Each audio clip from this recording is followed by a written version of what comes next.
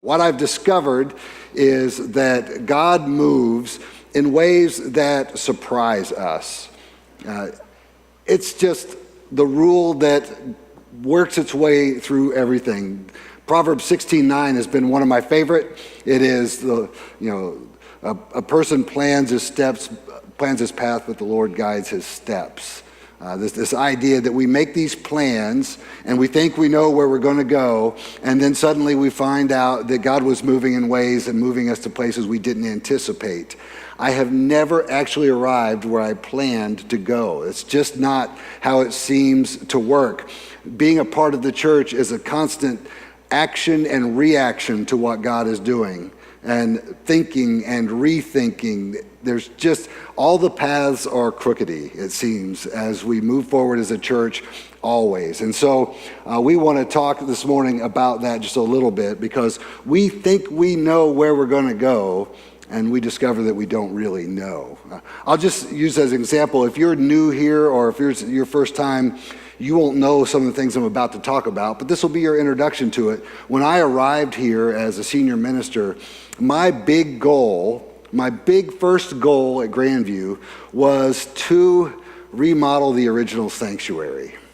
It had orange shag carpet left over from the 70s. If you want to see it, the church keeps it around just to vex me a little bit. There's a stairwell as you go toward the main upper entrance. There's an old stairwell. If you look in that, you'll see remnants of the orange shag carpet, and that was my first goal. Let's get rid of this orange shag carpet. So we put together a committee to talk about what it would look like to redecorate that sanctuary, and that committee met, I think, twice before the elders said to me, "Aaron, you're not thinking big enough. We need to talk about building a new sanctuary." When you first arrive at a church, that's not your first thought. We need to build a new sanctuary. I remember when we began talking about it in the elders meetings, and it was a back and forth time. Should we not? Everybody would be on board, and then we'd come back the next meeting and go, "I don't know if we should do this or not." It was a long process, and I remember thinking, this is going to be tough. And I talked to other ministers who'd been through building programs and said, "What advice do you have for me?" And they all said, "Just run the other direction." And then I thought they would follow that up with some helpful advice, but they never did. They didn't do it at all. So we launched out in order to try and build this space and the space below us, which is the children's area, and the classrooms behind us, and some of that foyer that's out there. And we nearly doubled the size of the building. We needed $2 million to do that, and we raised in the first capital campaign $850,000 of that. And so off we went, knowing we'd be paying for this for a long time, not sure if it was the right thing. Since that time, you all have been faithful, and we've moved forward, and it's been a beautiful and wonderful thing, even though it was difficult. And there are some of you that I do not doubt I wouldn't know if it weren't for that capital campaign. And now, as that began to grow, as that moved forward, we now discover that children's area isn't enough. And so what's happening now is the whole first floor is children's area on Sunday morning, and that's bigger. Our children's area is bigger than the whole building used to be. That's kind of changed. And when we made that children's area, we wanted to make it good and secure. I had that bright idea when I was preaching in the original sanctuary one morning, and we had guests with about 4 kids. And I looked up during the service, and a couple of their kids were just walking in the foyer unattended because they had gotten out of the classroom. And I thought, we probably need to make things a little more secure. That's not a great way to get visitors to return. So all of that that was in 2004 that we dedicated this space and finally got into this building. And you all have been faithful ever since. But what I've seen also is that God has been even more faithful than that. The next big thing for me was when I went to work on my doctorate of ministry, and we had to do a project as a part of the dissertation, And some of you will remember that I was trying to figure out how we could get people to serve together, but outside of these walls, and to partner with local organizations. We went with a model to those organizations, and there were 3 organizations we worked with, and we were going to get volunteers to come help them do what they wanted to do. And I wasn't sure how it would go. I had to measure your attitudes before and after, all that stuff that you do when you're working on a dissertation. And when it came time for volunteering, you all volunteered en masse. In fact, you volunteered so much that the agencies we were working with had no idea what to do with us, and it just didn't work. It was a colossal failure, is what it was. But you learn from your failures, and my biggest learn in that was that if we were going to do that kind of thing again, we would have to provide administrative work from our side of the fence, because the agencies we were working with they don't have enough person power to plug us all in when we show up en masse like that. So that's when we started that JC Serve process, the process where we met for months and met with people from the community to find out what their strengths were. We wanted to partner with their strengths, and we on one night had a big meeting. You all showed up. It was great, and it really 4 things came out of that meeting that we wanted to support in the community, and it was pretty unanimous. I was amazed by how clear the movement of God was in that meeting, and we announced that we were going to hire an administrator to do that. Even though we didn't yet have the money, we're going to have to figure that out. That was part of that meeting. Right after that meeting, Brandon Rogers came up to me and said, "Hey, we got a big check from someone who isn't on our rolls. Do you know who this is?" And I did. We got a $25,000 check from a couple from my home church who just felt like they needed to give here. They've never even visited. To this day, they haven't visited. And it just felt like God was affirming our plans that we needed to move forward with the JC Serve project. And that's when we hired Brandon part-time to come on to staff. And I saw again that God moves before, during, and after us, but somehow we have to move and commit as well for that to become what it needs to become. That's what I see with God. God is so faithful. And I have that hardwired into me, so I will sometimes make excuses for when it doesn't look like God is faithful, because I believe God is faithful, and I see it even in the failures. But what I also see is that God often waits for us to do something, to commit to something, to get moving in order for God to then pour out his blessing through us and for others. That's just what I've seen. And so today we're talking about the Unreachable campaign. We're actually going to call it Reachable, but you can call it either one, because it's a fine line.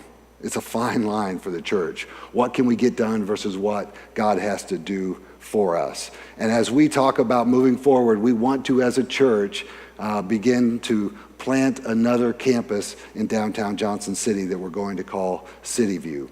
The goal is to launch that in 2020, so we've got a little bit of time, but now we begin the process for figuring out how we're going to get it done.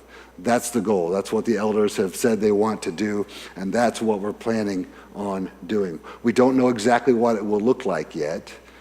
We've learned that to buy a place downtown would be very expensive, so it looks more like we would probably lease something or rent or share space at some point. So we can't tell you exactly what it looks like, but what we can tell you is this: we have a unique voice as Grandview Christian Church. And we want to bring that unique voice. Every church has its unique voice. We want to bring that unique voice to downtown Johnson City as well, because we've discovered that the way we're structured here is sometimes difficult for people to access. Grandview Christian Church can be intimidating to people. And this is what I've seen over the years. People who show up and they're well greeted. We're I think mainly a friendly church, but there can be a feeling of intimidation for some. And we want to change that. And I don't feel like we can just change it by inches. I feel like we need to go and do this in downtown and allow that to bleed back into us. We even had a Christian young woman come with a friend who sat, I think, back in that corner, and she said afterward, "That's the most intimidating church I've ever been to." I don't know what it is. It may be my beard. It's, this is an intimidating beard. I don't know what it is exactly, but it's something we need to solve. Plus, we've got other issues we need to take care of as well as a part of this campaign. We want to try to pay off the loan on this building. By the time the first of the year rolls around, we should be down to just under $600,000 left on the loan for this space. We also are doing some remodeling here because now that the children take up the whole downstairs area, we need to put in some more safety procedures. And plus, we've got a lot of just repainting to do and stuff like that. So that's the capital campaign. We have a $2 million goal for that. And that feels, to me, reachable. You see, that's why that's part of the why we titled it. But the other part is there are people we want to reach, and we don't feel like right now we are set up to reach some of those folks. I've seen them come over the years. They're usually young, pleasant folks who come in once or twice, and then it's hard to get them back. And it's not because they weren't welcomed. It's just that we have a very structured feel. So the goal is to do something to change some of that as well. So what I'm going to invite you to this morning is the cottage meetings that will be taking place next week. I invite you to open your bulletin if you have it, and you will see them listed at the top of the center page. And your attendance card this morning, if you would take it, and if you would mark on that attendance card which cottage meeting you're going to go to. The elders will host these, and they want a chance to sit down with you, explain things to you, and ask for money as a part of this process. So you can see we have them on Sunday, Monday, Tuesday, Wednesday, Thursday, Saturday, and Sunday coming up. So if your only free day is Friday, let me know. We'll figure that out as well. The elders, as I said, will lead those, and we will ask for commitments at that time. Together, we're going to have to pull together to get this done. It's an exciting time, but it's a costly time. But we have a purpose. One of the questions I've been asked is, will things change here? And the answer is yes, they'll change, because there's no way for things not to change, even if we didn't change anything on purpose. It's the nature of communities to constantly change. Our goal is to change in a way that makes the gospel more accessible to more people, more reachable to people we currently kind of consider unreachable. That's the goal. In thinking about unreachable and reachable, I wanted to turn to the Apostle Paul this morning, who started out as Saul, and you heard about Saul this morning in the first text. The early church is this amazing group of people who just experienced surprise after surprise after surprise. It's amazing to see. First of all, the cross was a surprise. The fact that that folks were following Jesus and he was put to death on a cross was a surprise. The bigger surprise was that he rose again, and so that shocked them. And then another surprise was that he didn't finish everything right then. He ascended into heaven and left them to do what they weren't sure what to do. Left them with this one little instruction: go into all the world and make disciples. That's what I want you to do. And he was gone. And so what they did is they initially had this little time of peace and where things seemed to be going well, and they just gathered together and they were happy with things the way they were, and that time was soon disrupted. And it was disrupted by a man named Saul. Saul, who was a Pharisee of Pharisees and who was really good at trying to figure out how to stop this group of Jews who had begun to follow Christ. And so Saul led a group of people to stone a disciple named Stephen. All of these things are surprise after surprise after surprise. When Stephen was stoned to death, Saul was there. And he was holding the coats of the people who were throwing the stones. And so Saul is, by every measurement I can figure out, the most unlikely person to convert to Christianity. The most unlikely person to move from being a Jew to being a Jew who follows Jesus. That, if you were sitting down with people to make a plan for the future of the church in those early church days, you would find not a single consultant who would say, you know what we need to do? We need to flip Saul. Nobody would have, it wouldn't have crossed their minds. And yet, when Saul was on his way to the city of Damascus to hunt down some more followers of Jesus, he had this conversion experience because God was moving in ways that the church didn't have access to, that they couldn't understand. And God reaches out to Saul and changes him. And you would think, because if you've read the Bible, if you've read the book of Acts, all this feels really quick, right? You would think Saul changes, now he's following Jesus, now he's a missionary. But that's not how it worked at all. Saul becomes a Christian, becomes a follower of Jesus, and then spends 3 years on his own in Arabia. We're not exactly sure where he was. Some suggest that he'd gone to the Sinai area. Some suggest other places. But for 3 years after his conversion, Saul does nothing but contemplate and pray and figure out what has happened in his life. And then after those 3 years, he comes back to Damascus in order to be a part of the church. And when he gets there, he finds that he has to be rushed out of town for his own safety. So 3 years, he was converted, comes back, hey guys, I'm back. And they say, we got to get you out of town. That's what happened. And they get him to Jerusalem, and he gets to meet the other disciples who are in Jerusalem. And they talk to him a little bit, and you get the sense after all that discussion that they go, we are really glad that you're converted, Saul. Here's what we need to do. We need to get you out of this town too.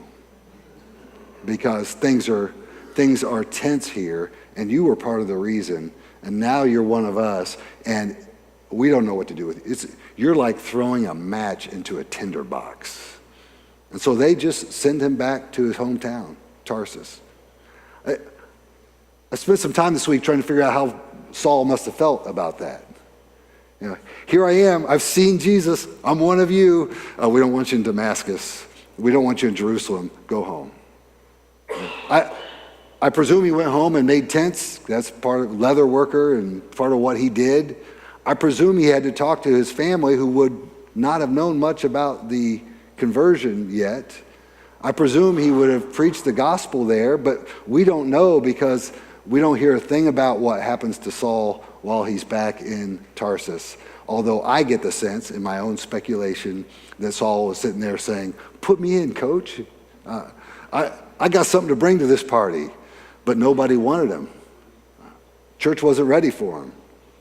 Meanwhile, back at the ranch, the church, after the stoning of Stephen, had spread in multiple directions because they had to get out of Jerusalem because they were being killed for their faith.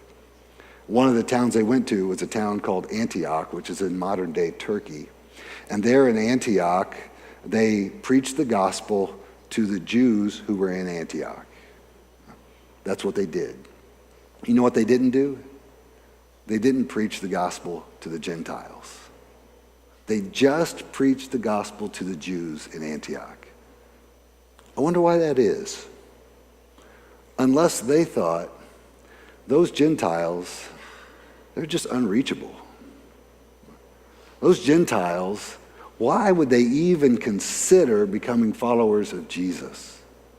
Those Gentiles, they're pagans. They worship multiple gods. I don't know if they thought that or if it just never occurred to them to preach to the Gentiles. The weird thing is, it was happening back in Jerusalem in its own way. Peter had gone to speak to a centurion, a Roman centurion who was a Gentile, and saw God at work in him and saw the Holy Spirit come to this Gentile. And everybody was excited that God would even give God's Spirit to the Gentiles. And so that was a great first blow, and then nothing. I don't know if they thought, well, Peter's a one-time thing. All right, this Roman centurion guy's a one-time thing. But then these people from Cyprus and Cyrene, some Jews came to Antioch, and they crossed a boundary that no one else was crossing in Antioch. They began preaching to the Gentiles, and a bunch of them became followers of Christ. So many so that word got back to Jerusalem, the mothership, and they said, we got to figure this out. Something's happening up there with all these Gentiles coming into the church. And they, I guess for quality control's sake, sent Barnabas up, a man from the church in Jerusalem. And Barnabas went up to Antioch and saw what was happening, and he rejoiced. And then he said, we've got to get somebody to help us with this here. We've got all these Gentiles, these Romans coming into the church. We need someone who's really smart. We need someone who understands Judaism and understands what the Romans believe. Who can we call? And they came to him. That's the title of the sermon, right? We better call Saul. That's what he did. And so he went to Tarsus, and it says he found Saul and brought him back to Antioch, and Saul never looked back. He later became Paul. That's his Roman name. He became the most unlikely convert to the faith and became the apostle to the most unlikely people. And do you know how many years passed from his conversion to arriving in Antioch? Best we can tell, it was 10 years. 10 years of waiting to get put into the game. But when they saw that God was moving, when they saw what God was doing, they made that move and they committed to it. And the rest is history. The Apostle Paul became the first person to proclaim the gospel in Europe. The Apostle Paul became the missionary who caused this faith to spread. It was all so unreachable in those moments. Here's what I see. As a church, we need to be attentive to what God is doing and what opportunities God is placing before us. When we see those, we need to jump on them. We need to be willing to commit to it and be surprised by what will happen. Because what's going to happen will be different than what we all anticipate. But what it will be something that will bring glory to God. So I usually just sort of nicely, in a good Hoosier way, invite you to things. Today I want to ask you to sign up for a cottage meeting, because we need to pull together as one body if we're going to reach the unreachable. Shall we pray?